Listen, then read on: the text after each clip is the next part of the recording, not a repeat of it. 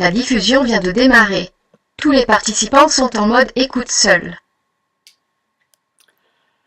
Alors, bienvenue, bonsoir à toutes les personnes qui sont présentes. Très heureux de vous accueillir encore en grand nombre.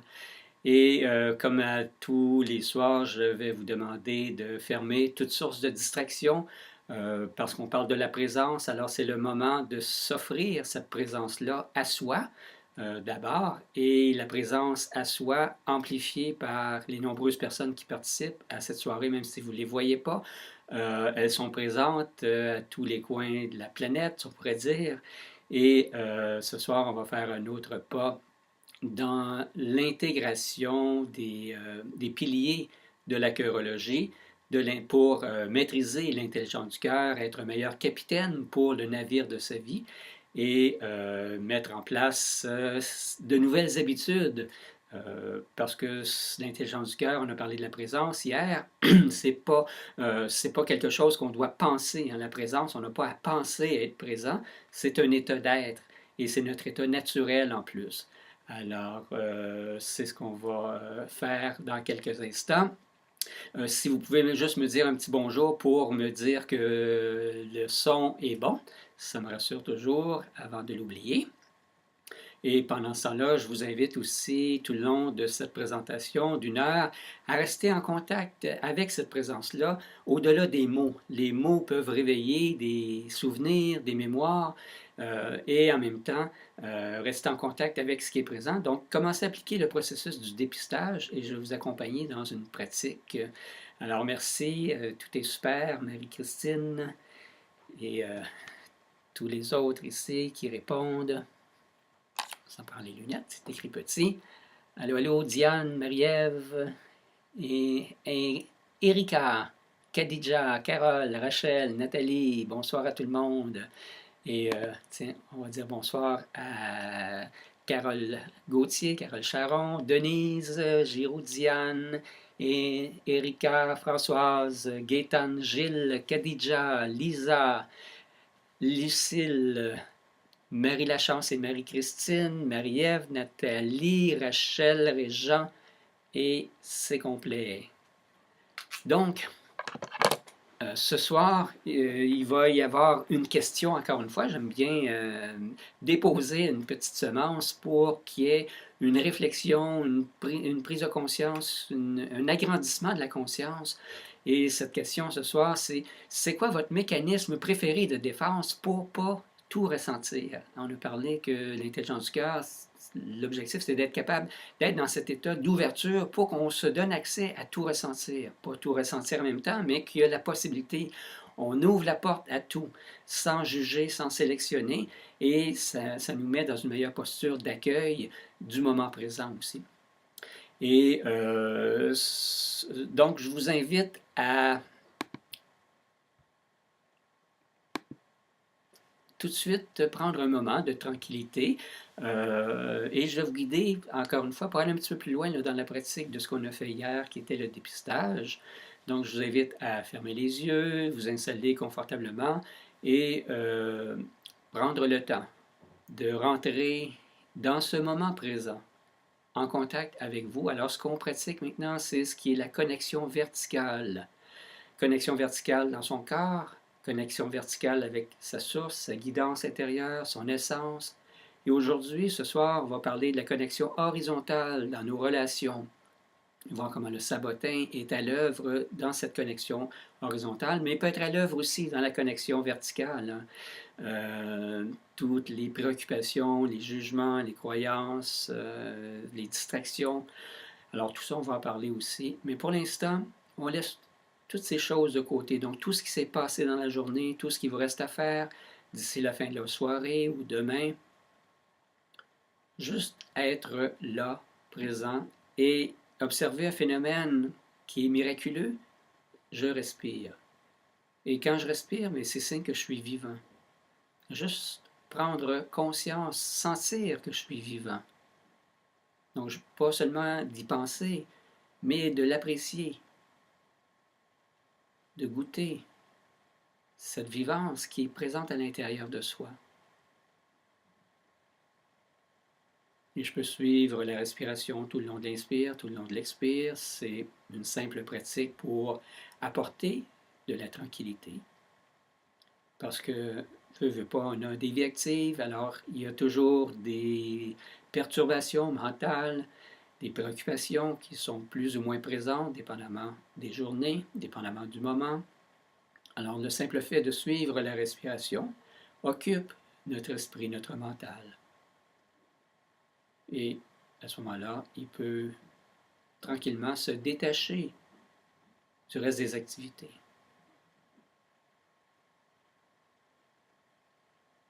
Et en étant présent à l'inspire, à l'expiration, je reviens à la connexion dans mon corps. Parce que c'est là où se passe le moment présent.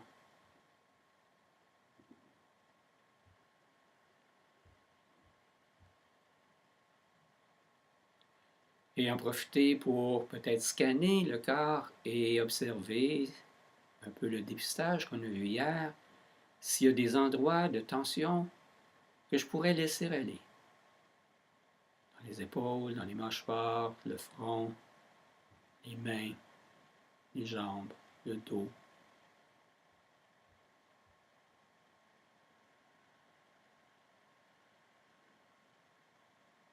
Et souvent, je propose aux gens d'installer un sourire à l'intérieur de soi, qui peut se manifester subtilement au niveau des lèvres, dans le cœur, et même sur les paupières, imaginairement. Et ce sourire indique que je sais qu'à l'intérieur de moi habite de la joie et que je peux amplifier le contact avec cette joie-là, malgré les soucis que je peux avoir, malgré les imperfections de ma vie présente.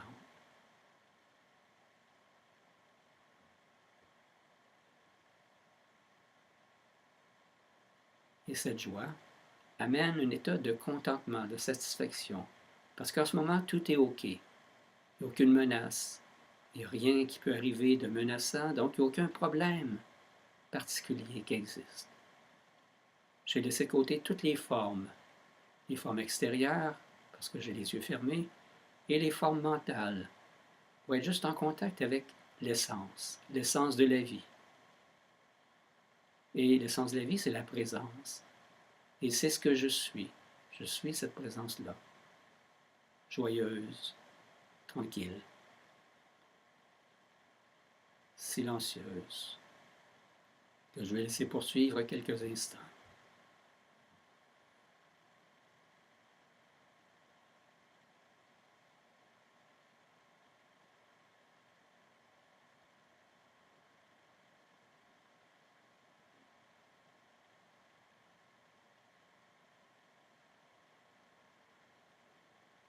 Et dans la tranquillité, je retrouve la sécurité d'être moi-même, authentiquement. Et ce soir, on va parler du défi de rester dans cette authenticité lorsque je suis en relation avec d'autres personnes. Pour l'instant, je reste en contact avec cette partie, cette essence authentique, véritable. Et peu à peu, je peux garder contact avec elle, mais ouvrir les yeux pour poursuivre notre entretien de ce soir. Donc, le thème de ce soir, je l'ai mentionné un petit peu auparavant dans la petite période qu'on vient de faire d'intériorisation.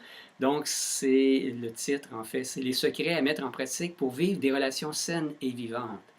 Comme je viens de le mentionner, c'est plus ou moins facile pour certaines personnes d'être dans un état de tranquillité, un état d'être centré sur leur intelligence verticale. Mais des fois, quand on arrive en relation avec les gens, ça se perturbe. Et des fois, c'est l'inverse. Des fois, on a de la difficulté à être avec soi-même, tranquille, et on s'occupe. Donc ça, c'est un des mécanismes du sabotin, on va en parler. Ceux qui n'étaient pas là hier, le sabotin, c'est un mécanisme de défense qui est là pour nous protéger, pour ne pas tout ressentir. Parce que si on ressent tout, on est en souffrance, on est dans ce que Eckhart Tolle appelle le corps de souffrance. Et on on se ferme. Donc, sabotin, c'est pour les soucis, les stress, pour le S, le A, l'armure. Et aussi, c'est pour j'ai trouvé un autre. Ah oui, c'est le. Non, c'est le B. Le B, c'est pour le barrage. Donc, il y a une armure, puis un barrage qui se crée aussi. O pour l'oubli d'être dans ma présence. T pour la tension qui est présente quand je suis coupé dans cette armure-là. Le I pour l'insécurité et le N pour la non-valeur. Donc, des fois, ce sabotin-là peut faire en sorte qu'on s'oublie au détriment des autres. Donc, on va être beaucoup plus dans une connexion horizontale que verticale. Alors, c'est ce qu'on va parler ce soir. Je suis certain, et comme moi, que vous avez une des facettes qui est plus dominante que l'autre. Juste un petit rappel aussi, j'aimerais beaucoup répondre à vos questions demain soir. Alors, si vous pouvez me laisser vos questions, non pas sur le site sur lequel vous êtes présentement, mais à travers les courriels ou sur le site de rediffusion des vidéos. Ça serait bien apprécié parce que demain, on va faire un petit peu une conclusion de tout ça et ça serait l'occasion de parler de choses concrètes, pratiques, des difficultés que vous pouvez avoir à différents niveaux qui sont en lien avec soit des buts, des objectifs, des relations, des inconforts émotionnels, des états de santé déficients, toutes sortes de défis qui pourraient être présents. Et soyez à l'aise, on ne mentionnera pas votre nom. Si vous ne le désirez pas, si vous nous accordez la permission, il n'y a pas de problème, on va le mentionner, mais l'important, c'est que ça va toucher d'autres personnes aussi. Ça va être utile. Il n'y a pas de questions banales, il n'y a pas de mauvaises questions, il n'y a pas de grandes questions non plus. Ça fait juste un petit éclaircissement, d'avoir une précision sur ce qu'on a parlé pendant les 3 soirées qu'on va avoir vécues ensemble. Alors, je vous incite à m'envoyer ces questions-là. Alors ce soir, ce qu'on va faire, je voulais vous parler des multiples intelligences. Il y a un monsieur qui s'appelle Gardner, je crois, qui a mis de l'avant une théorie qu'on n'a pas seulement l'intelligence qu'on appelle le QI, donc l'intelligence intellectuelle, quotient intellectuel. Hein, quand on était tout jeune à l'école, il passait des tests souvent pour savoir nos habiletés. Puis souvent, ça mesure cette partie-là de nous. Qui est plus spécifique souvent à l'aspect des sciences, à l'aspect de l'analyse, à l'aspect logique, donc très cerveau gauche. Et par contre, il existe une multitude de facettes d'êtres humains. On n'est pas tous des humains pareils.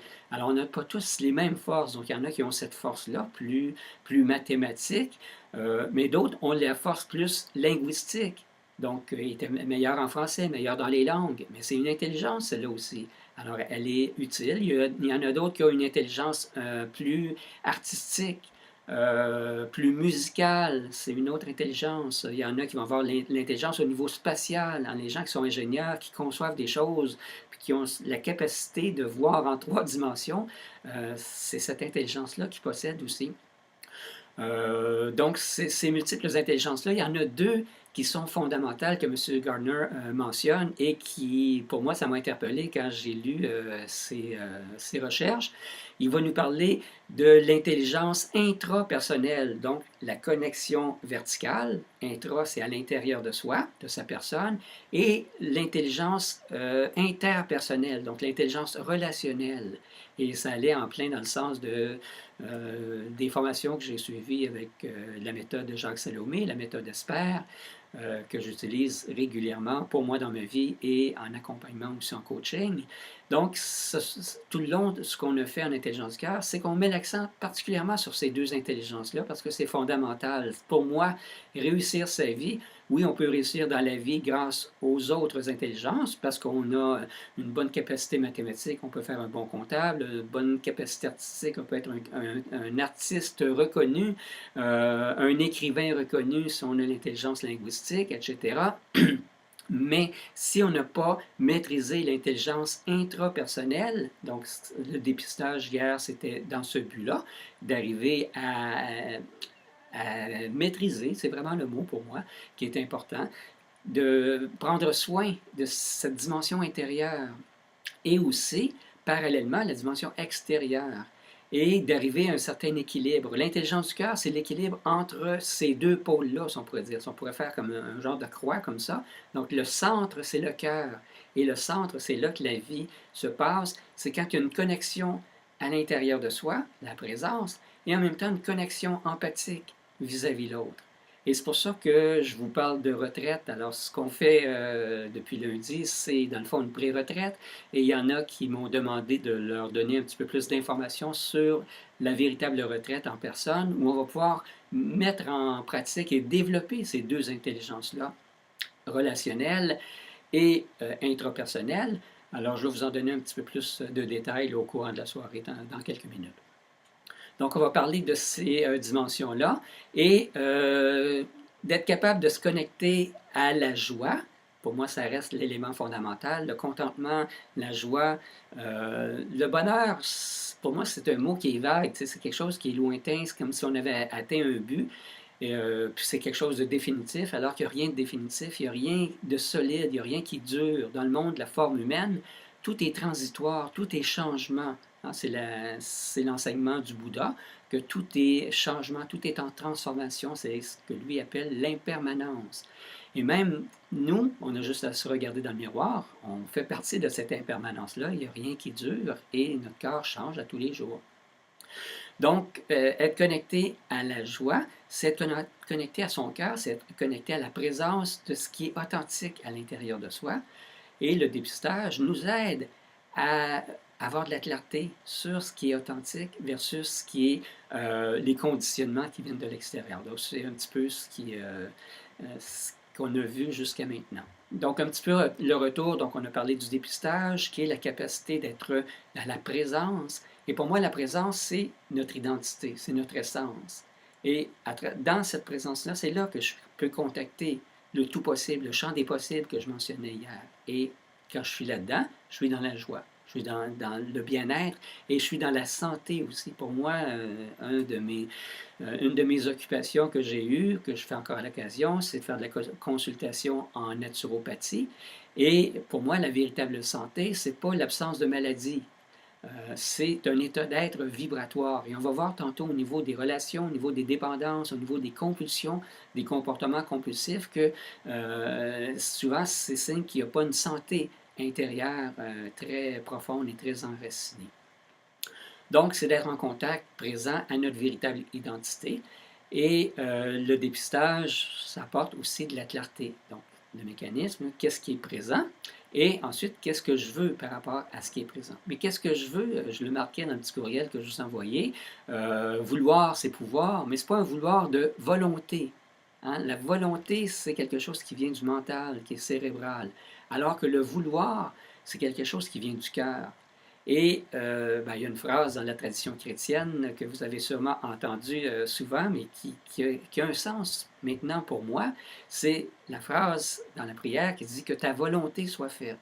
Et pour moi, être dans l'intelligence du cœur, c'est d'être dans ce mouvement de la vie et d'être à chaque instant tellement présent pour dire c'est quoi ta volonté maintenant. Mais la volonté de la vie, hein, c'est pas Dieu en haut dans le ciel qui dirige ses ficelles, mais c'est juste l'intelligence du cœur, l'intelligence de la vie.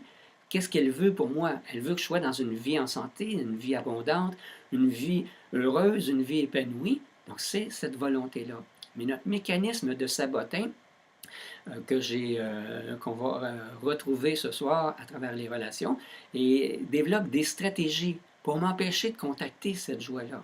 J'en ai parlé précédemment au printemps dernier, quand j'ai fait un webinaire, je parlais du principe de la limite supérieure.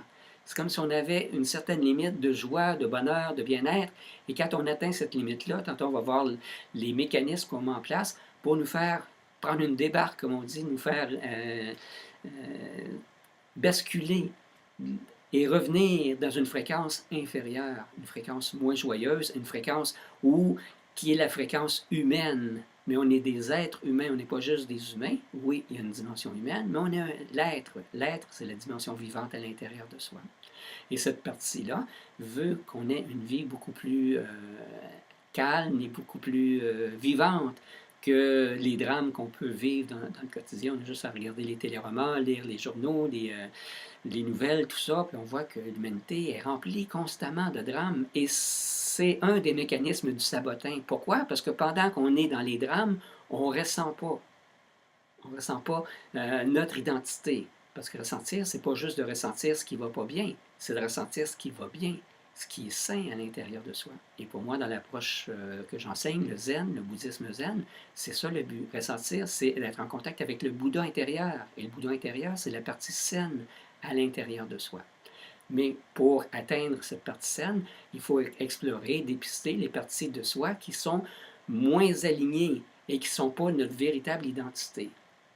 Donc, le dépistage nous sert à un petit peu faire le tri entre ces différentes parties-là et de voir que c'est seulement une partie de moi qui vit de la tristesse, c'est une partie de moi qui est inquiète, c'est une partie de moi qui vit une difficulté de santé, c'est une partie de moi qui, 3 petits points, vous pouvez rajouter ce que vous voulez.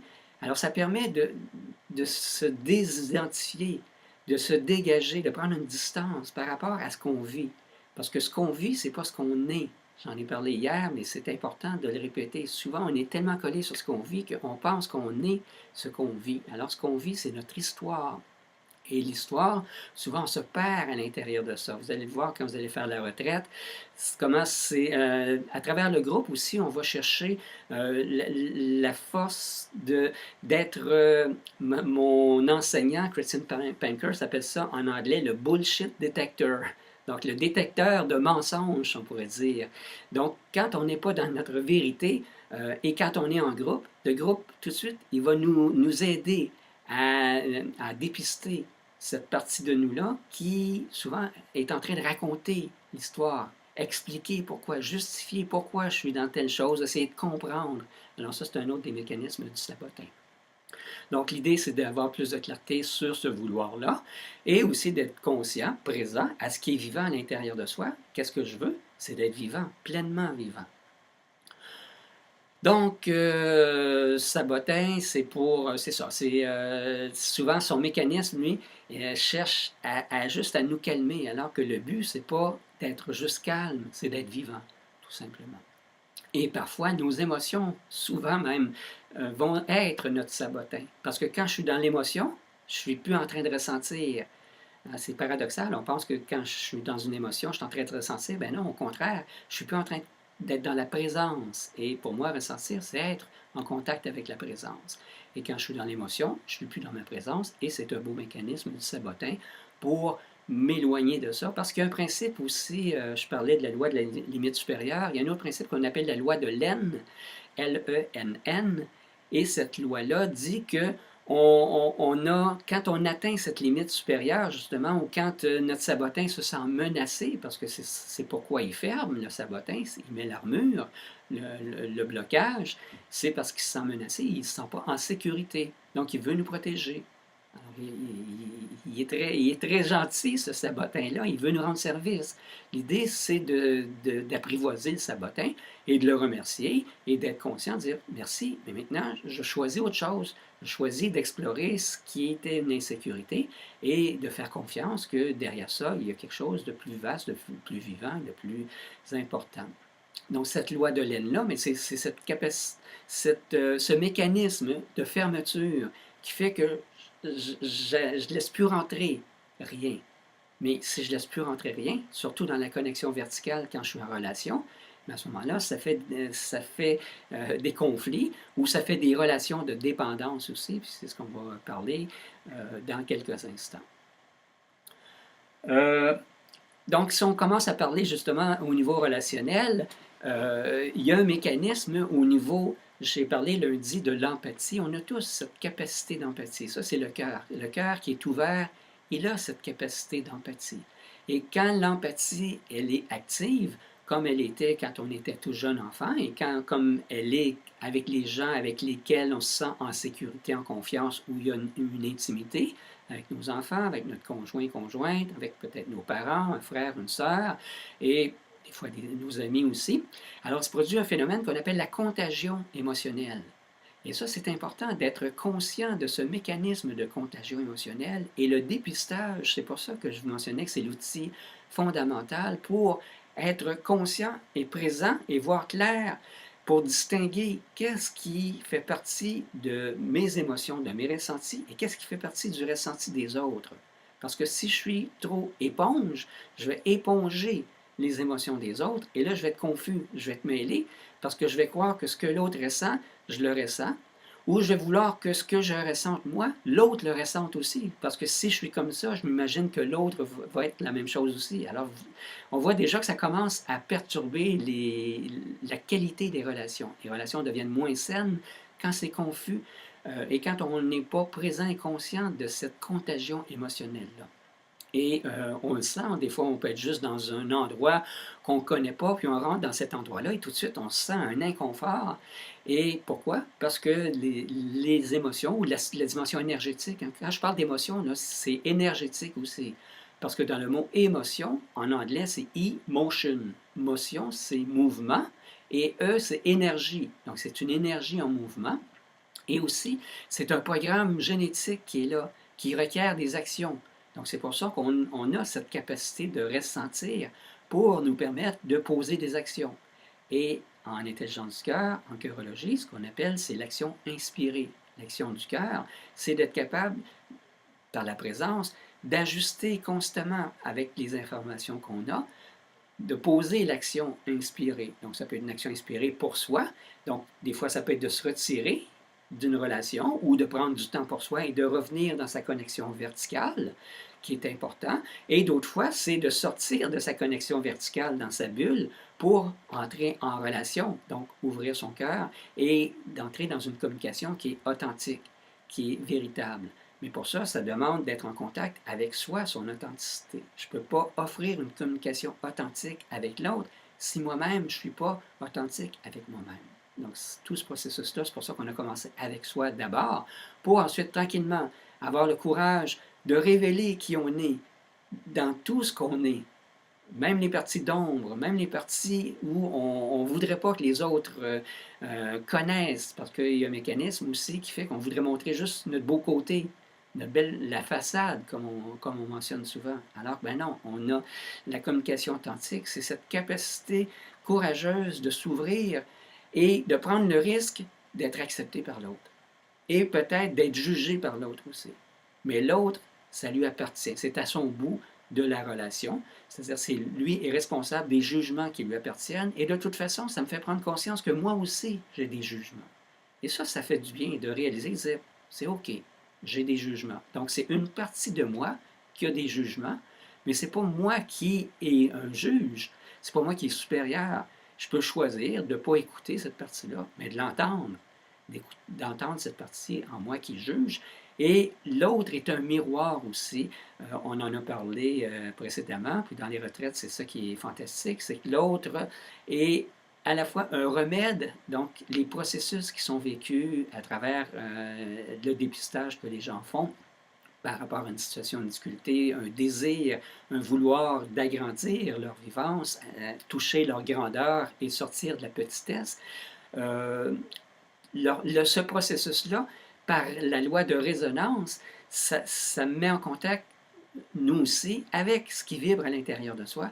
Et il y a un pas qui est fait pour tout le monde. Donc, c'est une croissance collective. C'est pour ça que moi, je privilégie maintenant, au lieu d'avoir des études individuelles, personnelles, on suit un cours, on fait notre petit bonhomme de chemin tout seul, nos expériences, notre pratique. Vous n'avez pas idée comment c'est précieux, comment c'est bénéfique de vivre le cercle du cœur, parce que les pas que les gens font, c'est tout le monde qui les font en même temps. Donc, ça devient une croissance collective. Et si on veut passer à un autre niveau, au niveau de la société, au niveau de l'humanité, je crois qu'il est temps qu'on passe à cette étape-là de cercle du cœur, de retraite, d'expérimenter en groupe. Parce que ce qu'on a vécu, la fermeture qui s'est créée, elle a été créée à cause des relations qu'on a vécues, où on ne se sentait pas reconnu dans notre authenticité. On n'avait pas le droit d'être qui on était. Il y a différentes violences qu'on peut avoir reçues, violence verbale, violence physique, on en a parlé un petit peu. Donc, c'est ce qui a créé cette fermeture. Et la fermeture, si elle s'est créée par le biais de personnes, souvent notre milieu proche familial, eh bien, la guérison, entre guillemets, le réalignement, la réouverture doit passer par le contact avec d'autres personnes. Parce que la connexion verticale seulement, ce n'est pas suffisant. On a besoin absolument parce que l'autre est un remède et l'autre est moi, bien déguisé en lui. C'est un des principes qu'on a parlé lundi soir et qui est fondamental et qui est tellement bénéfique. Et par la contagion émotionnelle, c'est qu'il y a des choses qui vont entrer en résonance. Donc, au lieu de raisonner avec la tête, on va raisonner avec le cœur, comme un tambour qui vibre, qui résonne. Et cette contagion émotionnelle-là va peut-être réveiller des parties de nous qui étaient dans l'ombre, mais qui ont besoin d'être vues, d'être reconnues, et aussi d'être vues par d'autres personnes, sans jugement. Parce qu'en ouvrant, on prend le risque d'être aimé, même si on vit de l'insécurité, même si on vit de l'inconfort, même si on vit de la timidité, même si on vit de l'agressivité ou de la colère, d'être vu par d'autres personnes dans cette partie authentique de nous et d'être aimé, d'être accepté.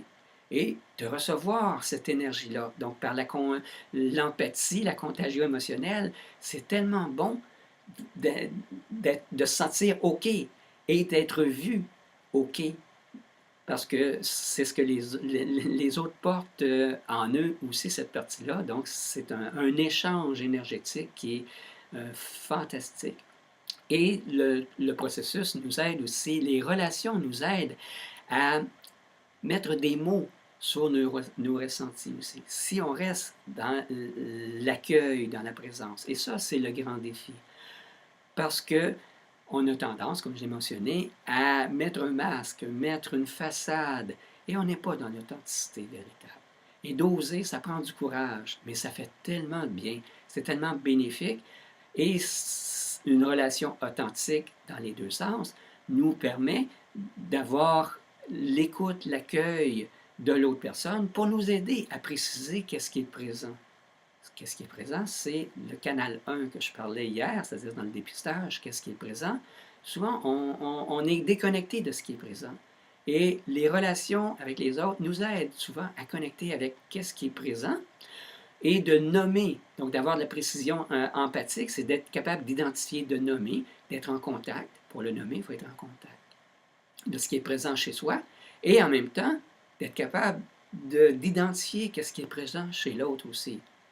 Et ne pas le prendre personnel, comme on dit. C'est-à-dire que s'il y a de la colère, on a vu hier que derrière la colère, il y a un besoin de se respecter, besoin de mettre ses frontières. Alors peut-être que l'autre personne, c'est ce qu'elle est en train d'expérimenter. Il n'y a rien de personnel envers nous.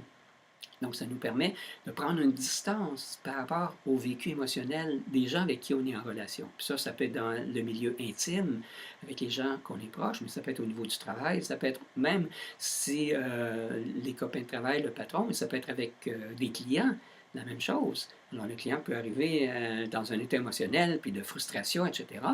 Puis là, on peut prendre ça sur soi. Alors que d'avoir cette capacité de nommer, de prendre cette distance-là, ça préserve notre joie authentique et ça nous permet de garder une relation avec l'autre personne. Parce que sinon, on est en réaction. Quand on n'est pas dans le relationnel, quand il n'y a pas un courant qui circule dans les deux sens, on est dans le réactionnel. Et le réactionnel, mais c'est le combat, c'est la lutte, ou c'est la fermeture complète. Et c'est pas très simple, c'est pas très agréable, ce type de relation-là. Alors, qu'est-ce qu'on peut dire aussi? Bien, c'est un apprentissage, c'est-à-dire à travers le dépistage, à travers l'intelligence cœur, c'est que là, on apprend à gérer, si on pourrait dire, ces états énergétiques, ces fréquences énergétiques, et de choisir qu'est-ce qu'on veut vivre pour soi, connexion verticale, mais qu'est-ce que je veux vivre aussi dans la relation. Et qu'est-ce que je veux vivre dans la relation? Mais j'ai besoin d'apprendre à communiquer. La communication authentique, ça passe par quoi? Ça passe par 4 éléments. Communiquer, ça vient de la méthode ESPER de Jacques Salomé. La première des choses pour communiquer, il faut être capable de se dire. Se dire, c'est quoi? C'est de se dire en mots. Parce que souvent, on va avoir plutôt un langage codé. Donc, on ne dira pas vraiment. Des fois, on dit dire le fond de notre pensée, mais ce n'est pas le fond de notre pensée, c'est le fond de notre cœur, finalement. C'est d'être capable de parler de soi à l'autre. Parce que dans les relations, souvent, on parle sur l'autre. On parle de ce que l'autre a fait. Et on va utiliser un langage d'un système antirelationnel qu'on appelle le système SAP, S-A-P-P-E. Entre autres, on va utiliser le tu. Tu devrais m'écouter, tu m'écoutes pas, tu es toujours absent, tu. Et ça, c'est un beau mécanisme du sabotage. Parce que pendant qu'on utilise le tu, on est au bout de l'autre et on n'est pas à l'écoute de soi. On ne se responsabilise pas. Et pendant ça, là, on n'est pas à l'écoute de notre ressenti, de nos besoins. Donc, communiquer, c'est d'être capable de se dire dans nos ressentis, et parler en je, bien entendu, et parler de ce qui est présent dans mon ressenti. Ensuite, on peut parler de nos idées, on peut parler de nos croyances. Donc ça, c'est ce qui est parler de soi, c'est d'être capable de nommer et d'exprimer. Donc il y a une partie d'expression en mots. On utilise aussi un autre langage dans les méthodes ESPER, le langage symbolique. Des fois, ce n'est pas toujours évident de dire les mots. Alors, on peut utiliser des objets, des symboles. Alors, j'ai ici ma petite manette. Alors, ça peut symboliser un état émotionnel, ça peut symboliser un désir, ça peut symboliser un besoin.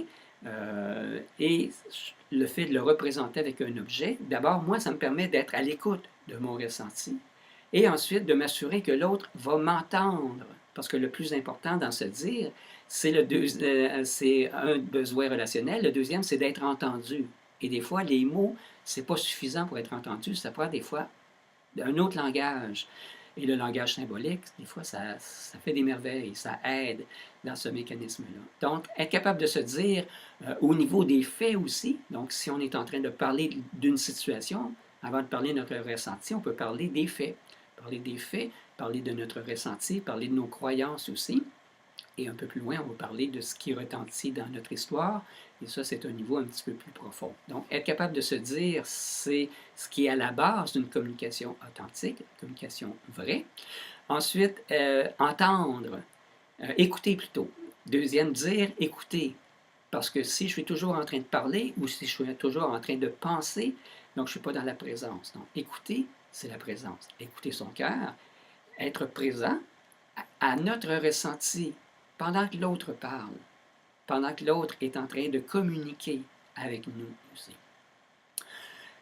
Et ensuite, d'être capable d'entendre. Donc, entendre, souvent, ça va être entendre au niveau des besoins, les besoins relationnels, être capable de se dire, être capable d'être entendu, c'est un besoin relationnel, besoin d'être valorisé, besoin d'être reconnu pour qui on est, valorisé pour ce qu'on fait, reconnu pour qui on est, besoin d'intimité, besoin de rêver. Alors ça, c'est des besoins relationnels. Donc, d'entendre ces besoins-là. Et derrière les besoins, des fois, il y a des manques. Alors, dans notre histoire, même si on n'analyse pas l'histoire, on porte cette histoire-là. Et dans notre histoire, il peut y avoir des manques. Et ces manques-là proviennent de blessures relationnelles, c'est-à-dire que les besoins n'ont pas été nourris, n'ont pas été pris en charge. Et à ce moment-là, ça me permet d'entendre que la situation ou la parole que la personne prononce ou le comportement vient réveiller une souffrance à l'intérieur de moi, vient réveiller une ancienne blessure. Alors, au lieu d'être dans l'accusation ou d'être dans ce qu'on appelle l'auto-accusation, s'auto-accuser soi-même, se dénigrer soi-même, se culpabiliser, maintenant, je vais être capable d'écouter pour mieux entendre. Et entendre aussi, c'est quoi mon besoin? Et comment je peux prendre soin de mon besoin? Encore une fois, me responsabiliser. Et après ça, on va voir comment être en relation, qu'est-ce qu'on peut faire au niveau de ces besoins-là. Et le dernier, donc, communiquer, c'est se dire, écouter, entendre et parfois ne pas dire ou ne pas tout dire parce qu'on a une partie de soi qui est intime et on a le droit de préserver cette partie d'intimité-là. Donc, c'est ce qui est à la base de la communication authentique, vraie, sans violence, qui est proposée entre autres par la méthode ESPER, que j'adore et que je vous suggère. Je vais vous envoyer aussi de l'information. J'ai créé un site communiquonsesper.com. Vous pouvez aller chercher l'information. Il y a des vidéos gratuites que vous allez pouvoir aller chercher qui ont été faites par M. Salomé. Il est venu ici au Québec où on a enregistré toute une série de séquences complètes sur toutes les facettes de la compréhension de ce besoin qu'on a d'apprendre à mieux communiquer pour être meilleur dans nos relations. Et ça, c'est la relation à soi, la relation à l'autre, et la relation à l'autre, ça peut être la relation avec nos parents, donc en arrière, la relation en avant avec nos enfants, la relation avec notre conjoint, relation avec notre travail, avec les gens avec qui font partie de notre travail, les coéquipiers de travail, relation avec la vie, avec la nature, et relation aussi avec notre source verticale. Et c'est pour ça que j'adore cette méthode-là. C'est de la chirologie pour moi, pure et simple. Donc, communiquer, c'est ça. Et ensuite, lorsqu'on communique, on est en relation aussi. Et être en relation, ça veut dire être relié. Et l'origine du mot religion, religare, et union, pour moi qui est professeur de yoga, yoga ça veut dire union, d'être en union, en réunion, être relié à l'autre. Et c'est la vie qui nous relie à l'autre. C'est pas nos conflits, c'est pas les choses qu'on aime en commun, parce que sinon on devient des copies conformes. Alors on garde notre individualité dans une véritable relation. Et ça, c'est des pièges relationnels qu'on va discuter dans quelques instants. Je vois que le temps passe très vite. On va voir quelques-uns des pièges relationnels qui viennent bousiller un petit peu la qualité des relations à cause, justement, qu'on n'a pas une relation authentique avec soi, tout simplement. Donc, être en relation, c'est mettre en place 4 dynamiques, 4 fonctions. Et la première, c'est d'être capable de demander, faire des demandes. Donc ça demande du courage, parce que demander, c'est risquer un non, c'est risquer le refus de l'autre. Mais demander, c'est risquer aussi un oui. Et souvent, je parlais du langage codé, souvent on demande, mais on ne demande pas. On va dire, as-tu le goût d'aller au restaurant ce soir? Alors, on a l'impression de faire une demande, mais on ne fait pas une demande, c'est déguisé, c'est codé. Alors qu'on faire une demande, c'est parler de soi. Et, par exemple, avec l'exemple du restaurant, c'est dire, j'ai le goût d'aller au restaurant ce soir avec toi, est-ce que tu veux m'accompagner? C'est aussi simple que ça. Mais souvent, on distorsionne nos demandes. Et je vais vous proposer d'être à l'écoute demain dans la journée, dans les prochains jours, de voir comment souvent vous êtes à côté des demandes, ou il y a des demandes que vous avez de la difficulté. Donc, on parlait de fermeture tantôt, de sabotin. Juge nos demandes. Et il y a un principe souvent qu'on a dans notre esprit déjà la réponse. On pense à la place de l'autre. On pense que notre demande va être refusée, donc on ne fera pas la demande pour ne pas être vexé, pour ne pas être frustré, pour ne pas paraître trop exigeant face à l'autre aussi. Alors c'est important d'être en contact avec ses besoins et d'être capable d'énoncer ses demandes en respectant la réponse de l'autre, un oui ou un non. Et d'être aussi capable d'entendre les demandes de l'autre. Mais, bien entendu, on n'est pas responsable des demandes de l'autre et l'autre n'est pas responsable de mes demandes. Parce que sinon, on est dans l'exigence, on n'est pas dans la demande. Vous voyez la différence entre une demande et une exigence. Une exigence, c'est si tu fais pas, si tu veux pas, je vais être frustré. Mais ça, c'est pas une demande, c'est une exigence. Une demande, c'est que je te laisse la liberté de la réponse. Et je reste dans ma joie, je reste en contact avec mon authenticité et ma relation avec toi reste belle, elle reste aimante, elle reste empathique. Donc, être capable de faire des demandes et ensuite être capable de refuser, de dire non. Et ça aussi, c'est important. Refuser de dire non, c'est d'être capable de justement mettre nos limites, mettre nos barrières et à l'occasion de fermer. Parce que être dans son cœur, c'est pas toujours avoir le grand cœur ouvert, plein d'amour pour tous et chacun, parce qu'à un moment donné, on a besoin d'intimité. Et tantôt, je vous parlais des connexions verticales et horizontales, qu'il y en a une des deux qu'on est plus, on est plus habile ou plus porté, c'est plus naturel. Dans mon cas, celle qui est plus, dans laquelle je me sens le plus confortable, c'est la connexion verticale. Mais si je reste juste dans cette connexion-là, je ne suis pas à l'aise. Donc, j'ai besoin de la connexion horizontale. Mais pour moi, c'est plus un effort. J'ai à travailler cette dimension-là. Je l'ai développée et je continue à la développer. Et l'idée, c'est d'être en équilibre dans ces deux dimensions-là et de voir que des fois, on peut se perdre. Si je suis trop dans celle dans laquelle je suis à l'aise, par exemple, si c'est celle qui est horizontale, mais à ce moment-là, je vais perdre contact avec moi. Et je vais me satisfaire parce que c'est le bonheur des autres qui vient me combler. Quand les autres sont heureux, je suis heureux. Il manque un élément. Il manque l'élément d'autosatisfaction, quoi, je pourrais dire.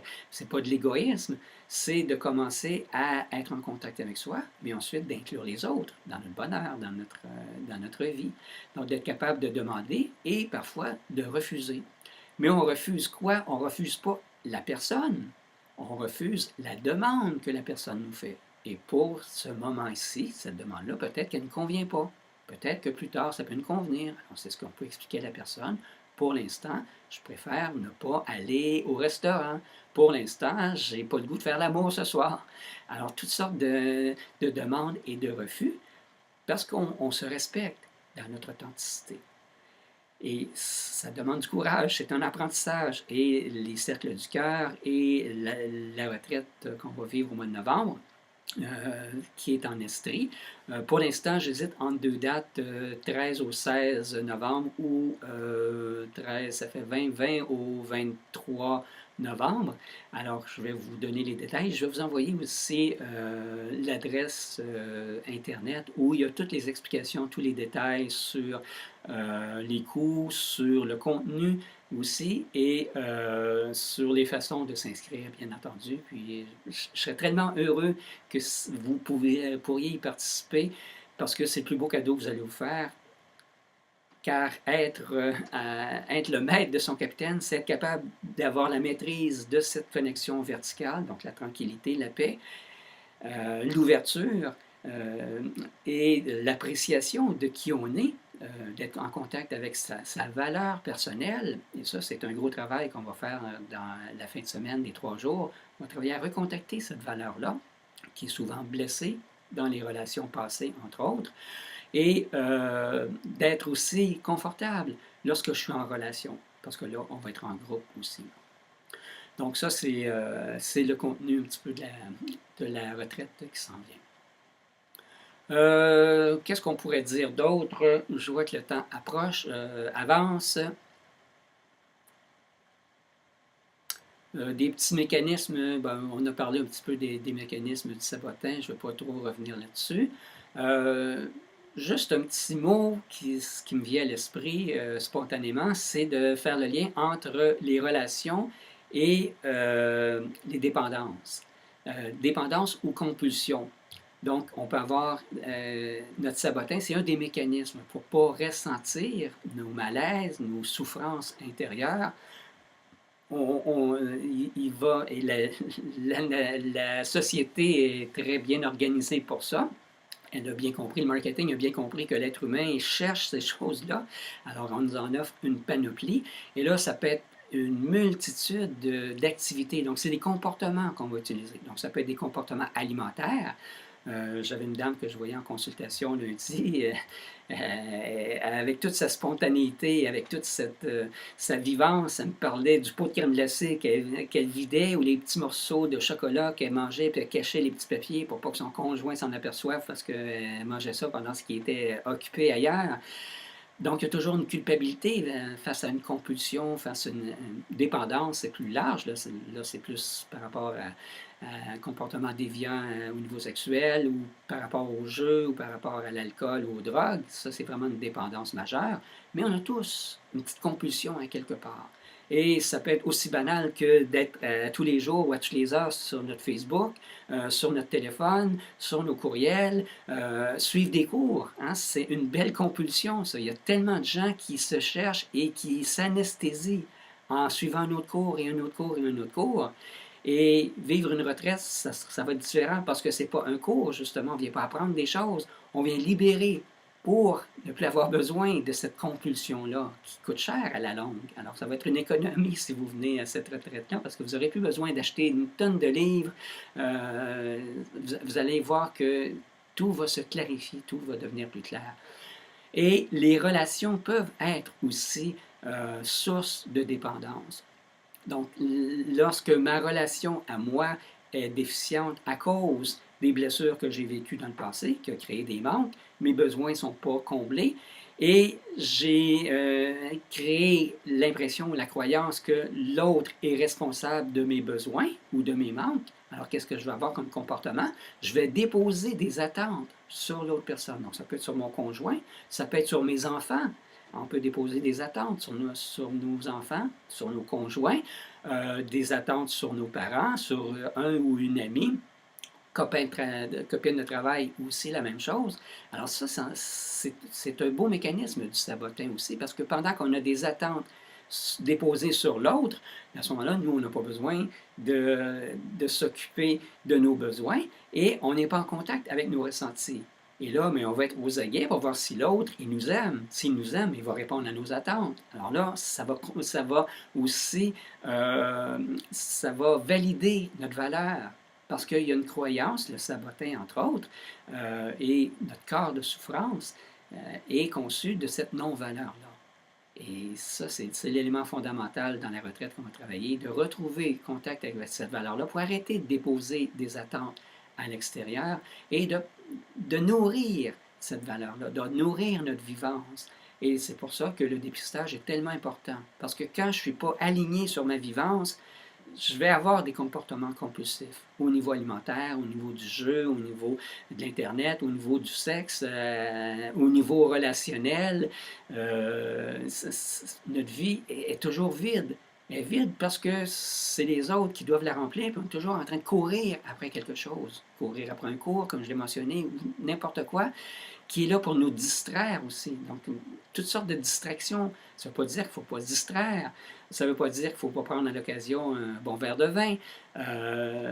Toutes ces choses-là sont saines. Mais c'est juste d'être dans la présence pour voir est-ce qu'il y a une partie de moi qui est pas en contact avec son ressenti. Et dès que je perds contact avec mon ressenti, il y a un enclenchement qui se fait, une inconscience qu'on pourrait appeler, qui me porte à avoir ce comportement-là. Donc, un comportement au niveau relationnel ou un comportement dans notre vie de tous les jours. Et ça peut être de faire du ménage à l'excès, de se soucier de l'opinion des autres, de magasiner, s'acheter des vêtements. Les mécanismes, travailler énormément. Des fois, ça ne paraît pas que c'est un mécanisme de distraction ou qui est là pour comme compulsion, mais c'est là qu'on a besoin de l'éclairage de l'extérieur pour nous permettre de voir clair là-dedans et sans jugement. Ça, c'est important. C'est ce que je suis en train de vous dire. Ça répond, ça résonne à l'intérieur de vous à quelque chose qui fait partie de votre vie présentement. Mais faites juste le dépistage et de reconnaître que tout est OK. C'est OK d'avoir ce comportement-là. Je n'ai pas à le changer. L'important, c'est d'être présente non pas au comportement, parce que c'est ça le piège. Souvent, on veut changer le comportement, puis on se sent coupable. Là, on se sent coupable, on ne veut pas ressentir la culpabilité, donc on fait un autre comportement compulsif pour ne pas ressentir ce malaise. Alors non, l'important, ce n'est pas le comportement, c'est le ressenti qu'on essaie de camoufler avec le comportement. Donc l'idée, quand je suis assez aligné dans ma verticalité, et si dans mon horizontalité, j'ai le feedback d'autres personnes, parce que je fais partie d'un cercle du cœur, ça va me permettre de reconnaître qu'il y a une partie de moi qui est en souffrance, qu'il y a une partie de moi qui est en manque. Ce n'est pas moi qui est en souffrance, c'est bien une partie de moi. Et une partie de moi a développé ce comportement. J'appelle ça un comportement écran. Donc, les comportements écrans nous parlent de nos manques. Et derrière un manque, il y a un besoin. Alors, l'idée, ce n'est pas de guérir puis de traiter encore une fois, mais c'est d'entendre, d'écouter, d'entendre et de prendre soin de ce besoin-là. Et prendre soin de ce besoin-là, c'est dans l'immédiat. À chaque instant, j'ai ce pouvoir-là. Et ce pouvoir-là, c'est qu'est-ce que je veux. Donc, la question numéro 2, qu'on pourrait dire le canal 2, c'est qu'est-ce que je vis? je vis un malaise, un inconfort. Et qu'est-ce que je veux? C'est qu'est-ce que le besoin veut? Comment la vie veut être nourrie. Donc, un besoin, ça peut être un besoin de prendre du repos, ça peut être un besoin d'être entendu, ça peut être un besoin de quitter une relation. Mais quitter la relation, ce n'est pas le besoin, mais il y a un besoin de plus de liberté, un besoin d'être reconnu dans la relation. Au niveau du travail, c'est d'être valorisé dans mon travail. Ça, c'est un besoin. Donc, quand il y a de la clarté sur les besoins, ensuite, je peux faire ce que j'appelle l'action inspirée. Un petit pas en direction de ce besoin-là. Et ce petit pas-là, je peux le faire à l'instant même. Qu'est-ce qui nourrirait ce besoin-là en ce moment? Et tout seul, on a moins de ressources, mais quand on est dans un groupe, on peut avoir accès au feedback de tout le groupe qui va nous permettre de contacter, de nourrir ce besoin-là et de retrouver une vie satisfaisante, un état d'être comblé, moi ce que j'appelle le réalignement. Et c'est vraiment tout simplement de la pratique de la chirologie. C'est d'être capable de sentir, quand je ne suis pas aligné, je le sens dans mon corps, mes pensées sont embrouillées, mes émotions sont un petit peu tout croche, et là, au lieu d'avoir les comportements habituels, les comportements écrans qui sont des compulsions, je vais plutôt poser une action pour prendre soin de ce besoin-là. Donc, au niveau des relations amoureuses, mais ce qui est important, c'est d'être capable de nommer ces besoins-là, de faire des demandes, comme on a mentionné tantôt, et de créer aussi des ententes. Si vous êtes en couple, là, si on parle d'une relation amoureuse, pourquoi? Parce que les ententes vont éviter les attentes. Parce que souvent, il y a beaucoup d'attentes. Je m'attends que l'autre fasse tel comportement. Je m'attends que l'autre me dise que je suis belle, je suis fine, qu'elle kill ou qu'elle m'aime. Mais et des fois, on a besoin aussi, besoin juste d'avoir un certain moment d'intimité. Donc, je m'attends à ça, mais je ne le demande pas. Donc, le besoin d'entente, c'est d'être capable de se dire et de prendre le temps de s'asseoir authentiquement et de parler de soi. Et ça, mais ça demande, bien entendu, de la pratique, du courage, c'est des petits pas. Hein? Ce n'est pas quelque chose qu'il faut tout révolutionner, tout changer tout d'un coup. Et moi, c'est ma passion, c'est d'accompagner les gens dans ce processus-là, de retrouver la force, le courage, la vivance à l'intérieur de soi. Parce que si on n'est pas en contact avec notre vivance, on va être dans la dépendance émotionnelle. Et on va demander à l'autre de nous remplir, soit par le sexe, ou par les comportements de tendresse, ou par de l'attention. Et on va être dépendant de l'opinion de l'autre, du regard de l'autre. Et c'est pas vivable, c'est pas sain, ce type de relation-là. Donc, prendre soin de sa vivance et sa connexion verticale pour aussi offrir cette vivance-là à l'autre. Parce que si j'ai rien à offrir, c'est vide. La relation, l'autre personne, à son bout à elle ou à lui, à un moment donné, va sentir que lui ou elle aussi, que il y a un manque à quelque part. Et là, ça va déboucher sous forme de conflit. Et là, on va quitter cette relation-là, ou on va chacun de notre côté faire nos activités, mais il n'y a pas une véritable relation, il y a une cohabitation, tout simplement. Alors qu'une véritable relation, c'est d'être capable d'offrir à l'autre le meilleur de soi et de recevoir aussi, d'accueillir, parce que ça, c'est un autre mécanisme du sabotage aussi. On voudrait que l'autre nous donne, mais on n'est pas capable de recevoir. Alors que de se permettre de recevoir, c'est un cadeau qu'on fait à l'autre personne aussi. Parce que si je suis toujours en train de donner, j'ai oublié, dans les quatre, tantôt je parlais de donner, demander, refuser, et les deux autres, c'est donner et recevoir. Donc il doit y avoir un équilibre dans ces quatre-là. Et des fois, si je suis toujours en train de donner, là je me sens vide parce que je ne reçois pas. Et l'autre n'a pas l'occasion, lui aussi ou elle aussi, de donner parce que je ne suis pas capable de recevoir.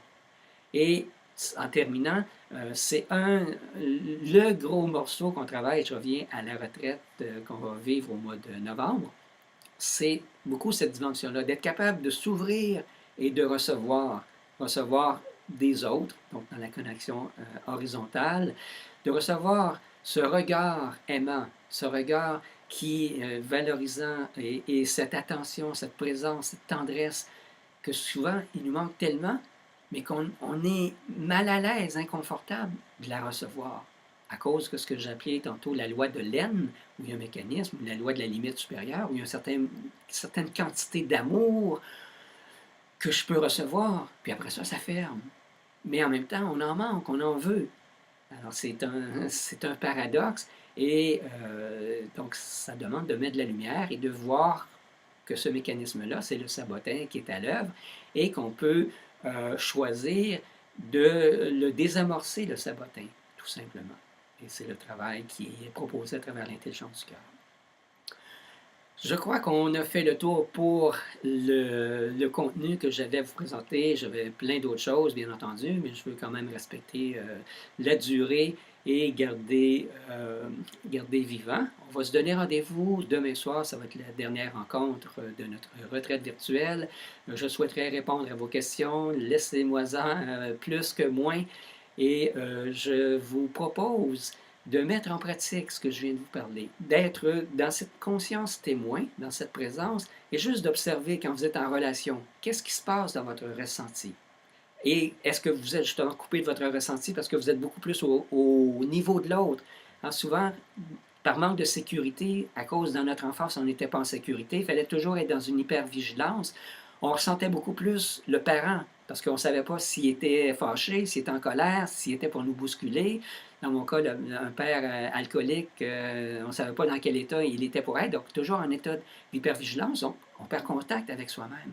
Donc observez au courant de peut-être la soirée, s'il y a des gens proches de vous, demain au travail ou dans les différentes relations que vous allez vivre, qu'est-ce qui se passe à l'intérieur de vous? Qu'est-ce qui est présent quand vous êtes en relation?